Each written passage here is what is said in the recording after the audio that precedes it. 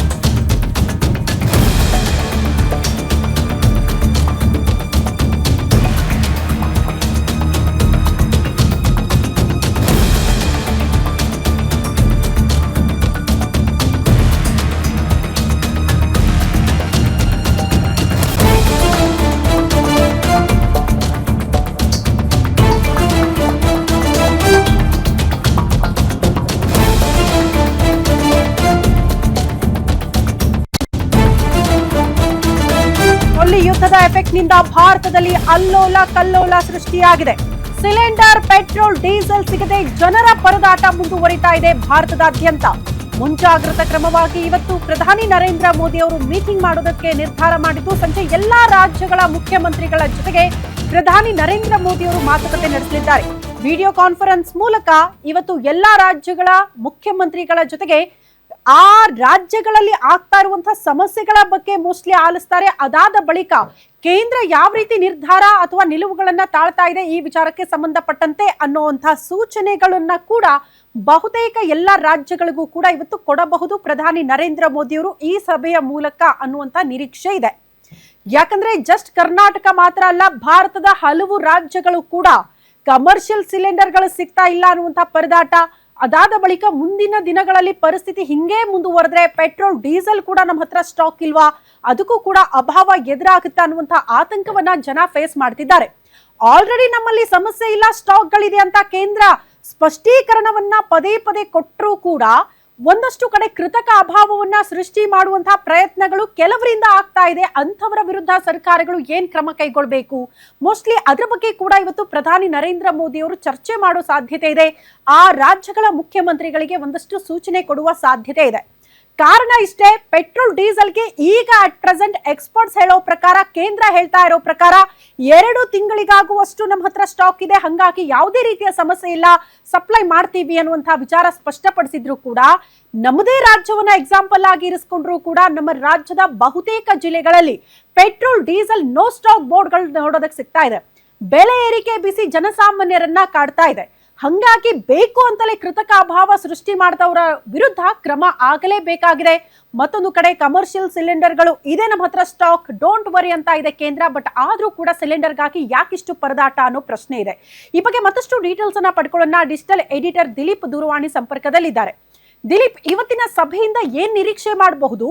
ಅದ್ರ ಜೊತೆಗೆ ನಿಜಕ್ಕೂ ನಮ್ಮ ಭಾರತದಲ್ಲಿ ಈ ಕಮರ್ಷಿಯಲ್ ಸಿಲಿಂಡರ್, ಪೆಟ್ರೋಲ್, ಡೀಸೆಲ್ಗೆ ಅಭಾವ ಸೃಷ್ಟಿ ಆಗ್ಬಿಟ್ಟಿದೆಯಾ ಅಥವಾ ಸ್ಟಾಕ್ ಇದೆ, ಕೆಲವರು ಕೃತಕ ಅಭಾವ ಸೃಷ್ಟಿ ಮಾಡ್ತಿದಾರಾ, ಅಂಥವ್ರ ವಿರುದ್ಧ ಏನ್ ಕ್ರಮ? ಮೋಸ್ಟ್ಲಿ ಇದೆಲ್ಲದಕ್ಕೂ ಕೂಡ ಸ್ಪಷ್ಟೀಕರಣ ಸಿಗಬಹುದಾ ಇವತ್ತಿನ ಸಭೆಯಿಂದ? ಖಂಡಿತ ಶ್ರುತಿ, ಏನಂದ್ರೆ ಇವತ್ತಿನ ಒಂದು ಸಭೆ ಏನಿದೆ ಅದನ್ನ ಗಮನಿಸ್ತಾ ಇದ್ರೆ, ಯಾವಾಗ ಕೋವಿಡ್ ನ ಆರಂಭದ ಸಮಯದಲ್ಲಿ ಎಲ್ಲ ರಾಜ್ಯಗಳ ಮುಖ್ಯಮಂತ್ರಿಗಳ ಜೊತೆ ಪ್ರಧಾನಿ ಮೋದಿ ಅವರು ವಿಡಿಯೋ ಕಾನ್ಫರೆನ್ಸಿಂಗ್ ಮಾಡಿದ್ರಲ್ಲ, ಆ ಒಂದು ಸಂದರ್ಭ ನೆನಪಾಗುತ್ತೆ ಅನ್ಬೋದು. ಯಾಕೆಂದ್ರೆ ದೇಶದಲ್ಲಿ ಈ ಒಂದು ಪೆಟ್ರೋಲ್ ಡೀಸೆಲ್ ನ ಅಭಾವ ಸದ್ಯದ ಮಟ್ಟಿಗೆ ಕಂಡು ಬರ್ತಿಲ್ಲ. ಜೊತೆಗೆ ಸುಮಾರು 60 ದಿನಕ್ಕೆ ಆಗುವಷ್ಟು ಪೆಟ್ರೋಲ್ ಡೀಸೆಲ್ ನ ಒಂದು ಸಂಗ್ರಹ ನಮ್ಮಲ್ಲಿ ಇದೆ ಅಂತ ಸರ್ಕಾರ ಹೇಳ್ಕೊಂತಿದೆ. ಆದ್ರೆ ಇದೇ ವಿಚಾರ LPG ಗೆ ಅನ್ವಯ ಆಗೋದಿಲ್ಲ. ಯಾಕಂದ್ರೆ LPG ನ ಅತಿ ಹೆಚ್ಚು ದಿನಗಳಿಗೆ ಆಗುವಷ್ಟು ಸ್ಟೋರೇಜ್ ಮಾಡ್ಕೊಳ್ಳೋಂತ ಕೆಪಾಸಿಟಿ ದೇಶದಲ್ಲಿ ಇಲ್ಲ. ಹಾಗಾಗಿ ಈಗಾಗಲೇ ಇದು ಪೆಟ್ರೋಲ್ ಡೀಸೆಲ್ಗಿಂತ ಹೆಚ್ಚಾಗಿ LPG ಅಭಾವ ದೇಶದಲ್ಲಿ ವಿಪರೀತವಾಗಿದೆ. ಈ ಸರ್ಕಾರವೇನ LPGಯ ಒಂದು ಹಡಗುಗಳು ಬರ್ತಾ ಇದಾವೆ ಅಂತ ಪದೇ ಪದೇ ಹೇಳ್ತಿದ್ರು ಕೂಡ ಮನೆಗಳಲ್ಲಿ ಗ್ಯಾಸ್ ಬುಕಿಂಗ್ ಮಾಡಿದವರು ಇನ್ನೂ ನಮ್ಗೆ ಸಿಲಿಂಡರ್ ಡೆಲಿವರಿ ಆಗಿಲ್ಲ ಅಂತಿದ್ದಾರೆ. ಹೋಟ್ಲುಗಳಲ್ಲೂ ಕೂಡ ಇನ್ನೂ ನಮ್ಗೆ ಬೇಕಾದಷ್ಟು ಗ್ಯಾಸ್ ಸಿಲಿಂಡರ್ಗಳು ಸಿಗ್ತಿಲ್ಲ ಅಂತ ಹೇಳ್ತಿದ್ದಾರೆ. ಒಂದು ವೇಳೆ ಈಗ ಅಂದ್ರೆ ಸದ್ಯದ ಮಟ್ಟಿಗೆ 5 ದಿನಗಳ ಕದನ ವಿರಾಮ ಅಂತೇನೋ ಅಮೆರಿಕ ಏಕಪಕ್ಷೀಯವಾಗಿ ಘೋಷಣೆ ಮಾಡಿದೆ.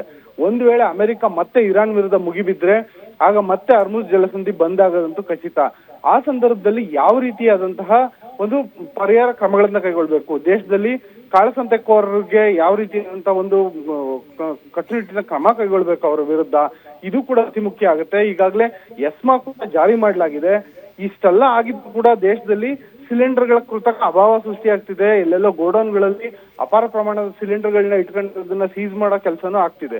ಇದೆಲ್ಲ ಒಂದು ಕಡೆ ಆದ್ರೆ, ಮತ್ತೊಂದು ಕಡೆ ಏನೊಂದು ಅಮೆರಿಕ ಮತ್ತೊಮ್ಮೆ ಏನಾದ್ರೂ ಇರಾನ್ ವಿರುದ್ಧ ಮುಗಿಬಿದ್ದಂತ ಸಂದರ್ಭದಲ್ಲಿ ಆ ಯುದ್ಧ ಇನ್ನಷ್ಟು ದೀರ್ಘಕಾಲ ಎಳೆಯುವಂತ ಸಾಧ್ಯತೆ ಇರುತ್ತೆ.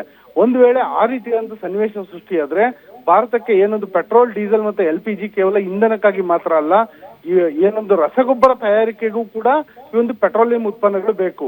ಇವು ಇನ್ನೇನು ಬೇಸಿಗೆ ಮುಗಿದು ಮಳೆಗಾಲ ಹತ್ರಕ್ಕೆ ಬರಕ್ ಮುಂಚೆನೆ ರೈತಾಪಿ ಜನಗಳು ಏನೊಂದು ಯೂರಿಯಾ ಇರ್ಬೋದು, DAP ಇರ್ಬೋದು, ಎಲ್ಲ ರೀತಿಯ ರಸಗೊಬ್ಬರಗಳನ್ನ ಖರೀದಿ ಮಾಡಕ್ ಮುಂದಾಗ್ತಾರೆ. ಒಂದು ವೇಳೆ ಏನಾದ್ರು ಯುದ್ಧ ಆ ಹೊತ್ತಿಗೆ ಮುಗಿದಲೇ ಇದ್ರೆ ಈ ಒಂದು ರಸಗೊಬ್ಬರಗಳ ಅಭಾವನು ಕಾಡುವಂತ ಒಂದು ಸಮಸ್ಯೆ ಎದುರಾಗುತ್ತೆ. ಜೊತೆಗೆ ಈಗಾಗಲೇ ಪೆಟ್ರೋಕೆಮಿಕಲ್ಸ್ ಉತ್ಪಾದನೆ ಅತ್ಯಂತ ಕಡಿಮೆ ಆಗಿದೆ. ಹಾಗಾಗಿ ಕೈಗಾರಿಕೆಗಳಿಗೂ ಹೊಡೆತ ಬೀಳ್ತಿದೆ. ಇದು ಒಂದು ರೀತಿಯಾದಂತಹ ಕ್ಯಾಸ್ಕೇಡಿಂಗ್ ಎಫೆಕ್ಟ್ಸ್, ಅಂದ್ರೆ ಒಂದಕ್ಕೊಂದು ಚೈನ್ ಲಿಂಕ್ ತರ ಸಾಕಷ್ಟು ಸಮಸ್ಯೆಗಳಿಗೆ ಎದುರಾಗ ಕಾರಣ ಆಗುತ್ತೆ. ಯಾಕಂದ್ರೆ ಭಾರತ ದೇಶ ಆಧಾರಿತವಾಗಿರೋದೇ ಕೃಷಿ ಮೇಲೆ. 17% ಭಾರತ GDP ಕೃಷಿ ಮೇಲೆ ಆಧಾರಿತವಾಗಿದೆ. 25% ಜನಸಂಖ್ಯೆಗೆ ಕೃಷಿಯಿಂದ ಉದ್ಯೋಗಾವಕಾಶ ಸಿಗ್ತಿದೆ.